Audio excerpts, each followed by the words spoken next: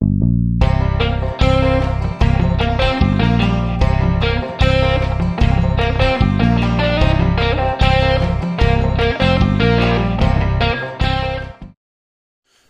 going on, y'all? We are down here in the basement having some coffee.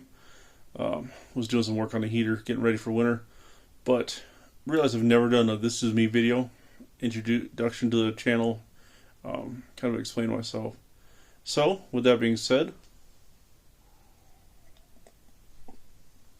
Benjamin, what's that first question? Dad, what got you started? What got me started with cars? My dad. He introduced me into hot rods, muscle cars when I was very young. We're talking anywhere, well, since I was a baby, literally, Dad always had something. My mom had a 69 Mustang Mach 1, was a 351 car. Then late 80s, early 90s, the car that really got it started for me was Dad having 371 Cougars. They were all 429 Cobra Jet cars. Two were automatics, and one was a 4-speed car that had factory 410 gears, bare minimum car. The original owner blew it up. Then when Dad bought it, it had a 460 swapped in it with a top loader. Dad added 2-stage nitrous kit, which is a dual plate system stacked, roughly 200 shot each stage. And all I remember as a kid is sitting in the back seat with Dad's maroon bell helmet, open face, cruising around and telling Dad to go fast. One of the fondest memories in that car, Dad used to tow that behind the family Buick so we could go drag racing. He had a hitch mounted to the bumper, like a bumper hitch, and then a tow bar hooked to the front of the Cougar. We would put the slicks in the trunk and tools in the back of the trunk of the Buick and go racing. He would race it for the day, go down to Carlsbad Raceway in California, and then tow it home at the end of the day. So really that 71 Cougar was what got me started. Nothing like the sound of a big block with a cam to get a kid excited about the hobby. Nowadays Dad is getting older, in his 70s, still working on cars, but not as much. But he's had some fast cars. When I was in high school, he had a 65 Ranchero that had a 460 put under the dash, and that thing was wicked. It definitely was a runner. In the older years, Dad had a Austin Healey kit car, ran a 351 Windsor with a 5-speed, and a car that weighs about 2,200 pounds. And unfortunately, that was taken out by a lady who was texting and driving. Dad planned to build another one, bought another one, and never finished it. It's still in his garage to this day. As Dad's gotten older, he still loves going fast and still has a fast car, but the days of wrenching have slowed down for him. And one of the things I love about wrenching is it's the way we connect. Dad's daily driver is a 99 Corvette with a supercharger, making about 600 horsepower to the tire.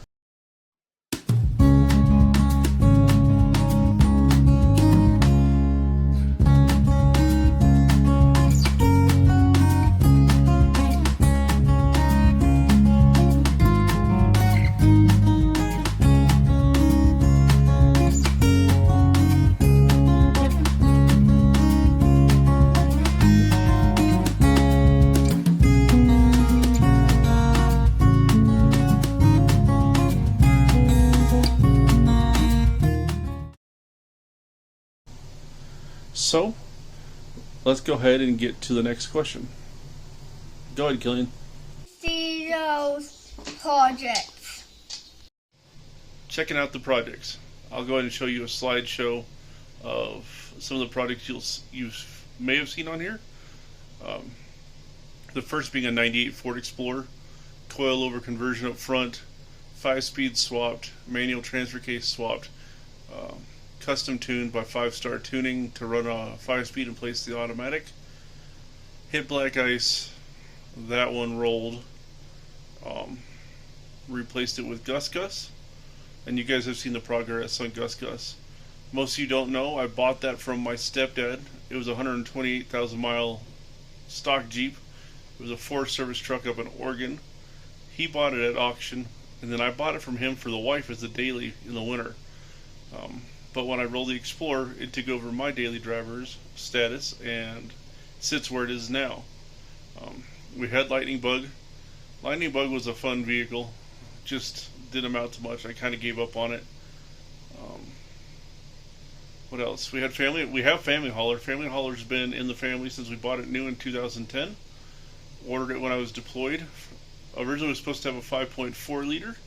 Got an email from Ford saying it can either have the 3.7 or the 5 liter, and it didn't make sense having a crew cab with a V6, so we put a 5.0 in it. Family Hauler has been taken care of. It's got a 410 gear now with a Detroit True Track in the back, true dual exhaust, camper shell for hauling stuff for the kids or the dogs. And yeah, that one's the wife's daily. Keeps the kids safe, keeps her safe. And then on to Pony Express, the latest edition, the replacement for Lightning Bug.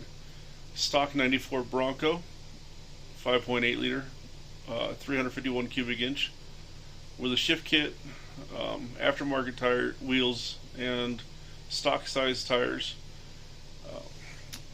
I don't know what the plan is for that one. Quite honestly, I'm thinking keeping it mild, keeping it a driver, and maybe stock leaf spring replacement in the back, and I don't know, 2-inch coils up front, something mild, no bigger than 33s.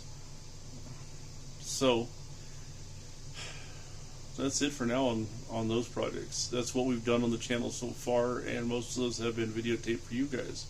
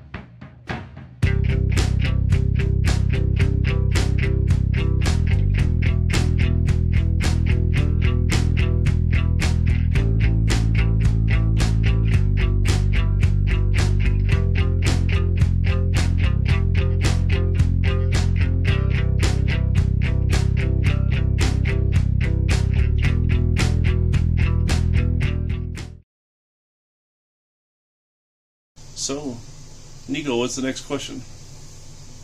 What is next? Well, we've had a little bit of a delay while making this video. My old phone stopped working, so we had to start with a new one. Nicholas, you asked me what's next. Gus will need new drive shafts ordered. Still have to do that. Need to finish buttoning up the front axle, steering, and a bunch of miscellaneous things with that project. Then on to Pony Express, we're going to do a 2-inch front desolate coil spring, Solo Motorsports extended radius arms, mainly because I like the way they look. I think they look better. And then Bilstein 5100 shocks front and rear. Rear suspension, we're just going to go ahead and put some stock leaf springs back there. And also going to do a Saginaw pump swap on Pony Express from an E-Series van. They make less noise than the stock power steering pumps. Family hauler is going to need the hood repainted. We're going to have to do the tow bags on it. And that's just our list for now. May look at powder coating some parts for Pony Express. Not 100% sure yet. So we'll get to that when it comes. You guys, I started this channel so I could document some of the builds I was doing. Started with my Explorer, the Mazda. Seemed like I had some oddball tasting cars that weren't normally popular. I mean, the F-150, the Bronco, the Jeep, those are more popular vehicles. I wanted to show you guys the struggles, the repairs, and how I did things, and hope that it helps people. I do this to share my passion with my kids, people who are like me, who like turning wrenches. You know, it's a hobby. It's fun. It's stress relief. I really like wiring. That's my biggest thing, and a lot of people don't. I don't expect my kids to get into these cars. They do, awesome. If I can teach them to work with their hands and not be afraid to try something new, even better. Even if it's not my kids. The way little young kids look at the Bronco, look at the Jeep, even the F-150 sometimes. That's what sparks these passions. That's what keeps our car hobby alive. Sharing with those younger than us, those who want to learn, those who want to be part of the hobby. I know this wasn't my traditional video, but hopefully you guys took something from it. I am me. I've been turning wrenches since I was 10. My first car was a 57 Ranchero, big block 4-speed. Unfortunately, I messed around in high school and Dad sold it before we could finish it. I'm on my third Bronco now. I'm 40 years old, 3 kids. Make do with what I can on a budget. Hopefully, Pony Express will be a mild pre-runner-ish 90s build that'll do daily status. Gus is going to be a run what you brung kind of off-roader. Take the kids somewhere on a budget, take the family out wheeling, have some fun with it. Not worry about it a whole lot. Family hauler is going to stay how it is. It's going to be reliable, trustworthy tow pig to get my vehicles to and from, to pick things up, take the wife and the kids where they need to go. You know, I try to respond here as quickly as I can to you guys. So hopefully you like this video. If you did, click the like and subscribe button. Thanks for watching, y'all. God bless. Take care.